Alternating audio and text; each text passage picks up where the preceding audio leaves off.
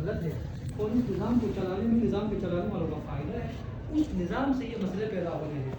یہ کتا جو کنویں کے اندر پڑا ہوا ہے, جتنے مرضی پانی کے ڈول نکالتے رہو تم کنویں سے, پانی صاف ہوگا. کتا اندر مرا ہوا پڑا ہے, کون ختم گیا نہیں, کرنا کیا پڑے گا, اس کتے کو نکالنا پڑے گا. وہ کتا ہے اس ملک کا نظام جو بوسیدہ ہے, جو گھٹیا ترین نظام ہے, جو انسان کو, جو اللہ نے اس کو عزت دی ہے.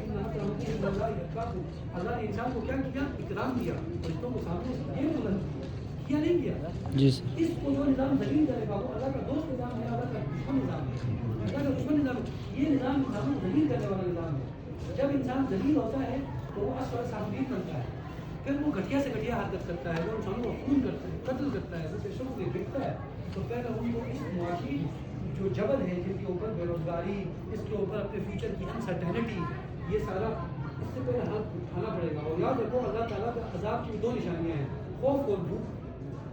سورہ قریش پڑھتے ہو نا آپ لوگ, سورہ قریش کے اوپر انعام اللہ تعالیٰ نے اپنا کیا کہا, دو انعامات کا ذکر کیا کہ یہ دو انعام میں تم پہ کیے ہیں تو تم میری عبادت کرو. تم سے خوف ہٹایا اور تم سے بھوک ہٹایا. گلگت میں بھوک اور خوف دونوں ہے یا نہیں ہے, پاکستان میں خوف اور بھوک دونوں ہے یا نہیں ہے جی. تو اس کا مطلب اللہ کا عذاب موجود ہے. ہمیں ان کو ختم کرنا ہے.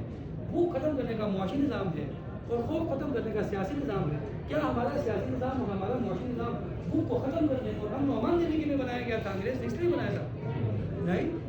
تنظیمیں بنانے کا علم ہمیں پتہ ہے, تنظیم کسے کہتے ہیں. حضور صلی اللہ علیہ وسلم نے ایک جماعت بنائی, اس کے بعد ائمہ متحدین نے ایک جماعت بنائی, ان کے ساتھ ہر ایک کے ساتھ ان کی ہماری جماعت موجود ہے. کیا یہ جماعت تھی, وہ والی جماعت تھی. یہ جماعت کہاں سے ہمیں سیکھی, جنرل سیکرٹری, انفارمیشن, پریس, یہ وہ, یہ فنڈنگ کہاں سے آتی ہے ہمیں, یہ لوگ جو جمع ہوئے ان کی تربیت کہاں سے ہو رہی ہے, پتہ ہے ہمیں نہیں پتہ. تنظیم کے علم کو سیکھنا ہوگا اور ہمیں اس نظام کو, اپنی قوم کے مزاج کو سمجھنا ہوگا, اپنے مسائل کی درست نشاندہی کرنی ہوگی. پھر ایک لمبا کام ہے کہ اب مسائل کا حل کیا ہے, نظام کیسے بدلا جاتا ہے, وہ الگ بحث ہے. پہلے یہ تو طے کرو نظام میں خرابیاں کیا ہے.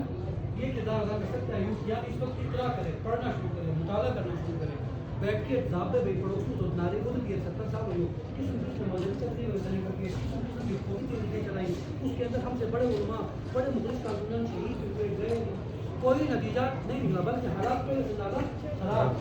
ٹھیک ہے, تو اب ہمیں بیٹھ کے سر بولنا ہے کہ مسئلہ کہاں ہے ہمارا, اس کا کدھر ہے, جو مرا ہوا ہے.